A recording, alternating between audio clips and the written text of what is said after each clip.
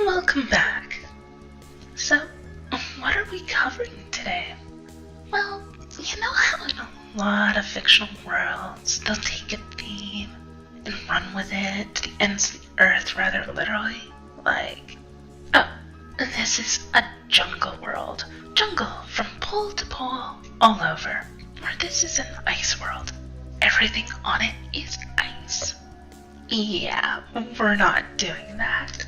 In the vast majority of cases, a world that's totally frozen or totally molten can't really support life. So we're gonna bypass those for now. You can terraform them or have weird life to survive on them if you like, but for the most part, these kinds of planets by themselves aren't of much interest to us unless you're going to be focusing almost entirely upon how difficult it is for life to survive there in a science fiction-y sort of way. So, instead, we'll be looking at more realistic worlds, and these worlds tend to have a wide degree of variance among their surface features. Mountains, deserts, jungles, forests, oceans, that kind of stuff. So really, what we need to figure out is the type of planet we're looking at. Not in the sense of, it's an ice world, but rather how it speaks to you. Your world will have a certain feel to it that renders it unique among other worlds. It's personal little flair. It's, well, almost the font it's written with in a way. It's the expression of self. Yeah, Worldfont. Seems like a good way to describe it. Totally using that for a title. Yep. So, I guess we're discussing world fonts today. That's totally a thing now. Anyway, let's get started. To explain this, let's use an example. The novel Bios by Robert Charles Wilson has a great example of a wonderful world with its own unique world font. The entire planet of Isis is poisonous to humans, everything on it deadly.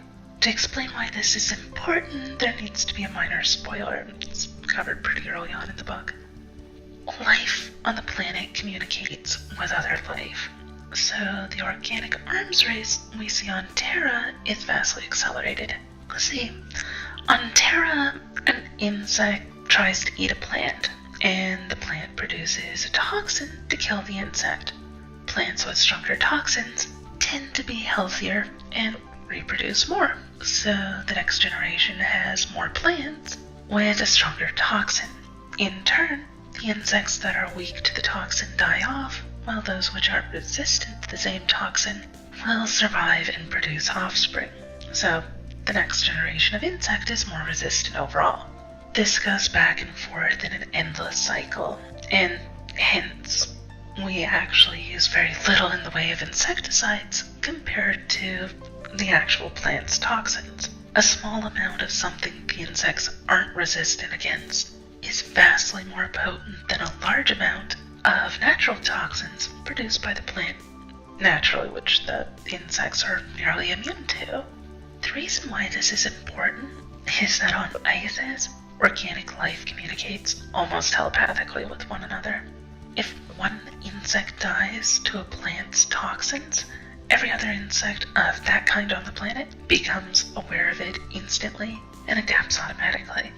Instead of taking dozens or hundreds or even thousands of generations to build up a resistance to a given toxin, we instead find on Isis that the very next generation of insect a few days later has already adapted to the new threat. The same goes for the plants, where the moment a single one of them has any mutation which is beneficial, all the plants gain the benefit from such almost immediately. This means that in the book Bios, that Isis is a planet which has varying climates and such. It's different across the surface. Some areas are cold, some are temperate, some areas are underwater, others in mountain ranges. And yet, despite this diversity, there's feel to the world compared to what we're used to back on Terra. Literally everything, down to the very microbes, is trying to kill you. Not intentionally, mind you, but that's the basic effect of such massively accelerated evolutionary processes compared to our own. Now, this is part of what I mean by Worldfont. There's something about the world that links it all together, something that makes it feel like it's all part of the same place. Even to the extremes on Terra itself, it still has a certain similarity to it. An oxygen and nitrogen atmosphere, carbon-based life, certain regularity of elements, certain types of life being particularly common. If you look at a tree, for example, you may see several variations of what a tree looks like. Weeping willows, cherry trees, oaks, pines, that kind of stuff. Yet they all share a very similar overall makeup, despite being wildly different in appearance. You can look at any tree on Terra and realize it's a tree, just at a glance. There's a similarity to them across the surface. Same goes for animal life. Almost all animal life on Terra possesses 5 fingers and a tail, for example, at least of higher life. There are some exceptions here and there, but it's pretty nearly universal. Head goes at the top or front of the creature, then some limbs behind such, and a tail at the end. This basic blueprint really doesn't change that much between various creatures, from whales to cats to lizards to birds. Concepts generally the same, with some degree of variation.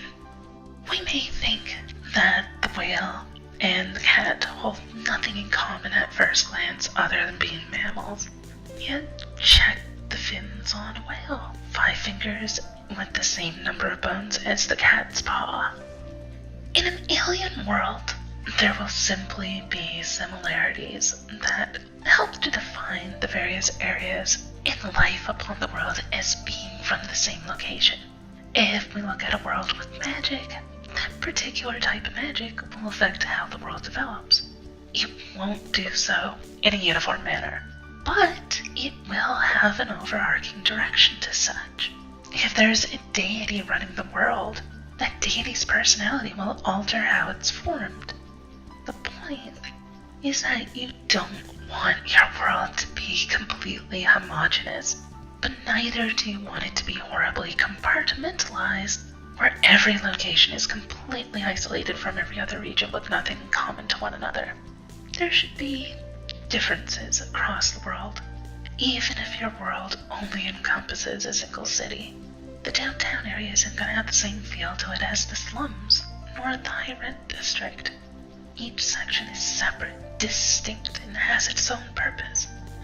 Yet there's something overall which binds them all together.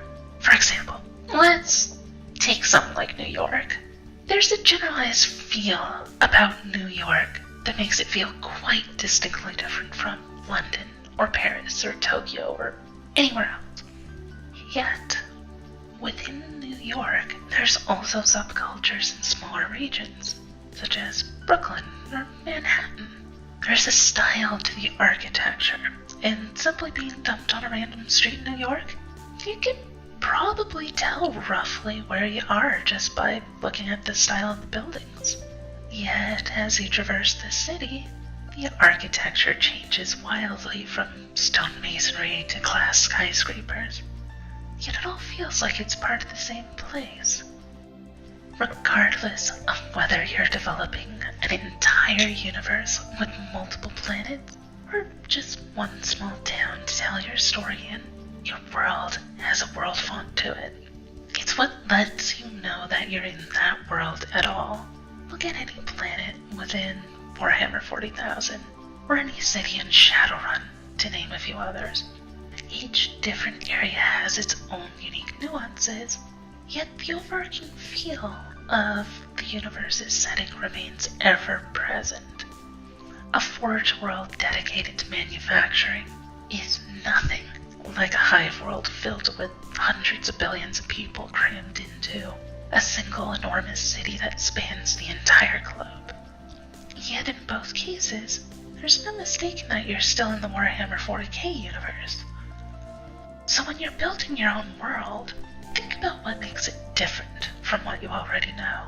What overall feel do you want it to emit? What binds together as being connected?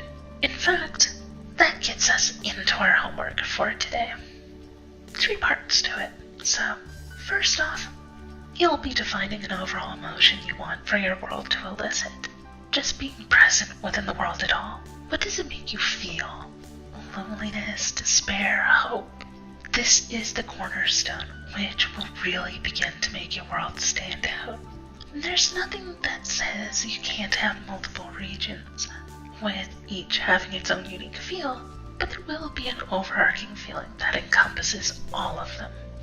Second, describe at least 5 different regions for your world, each with its own unique aspects. These regions are physically different locations.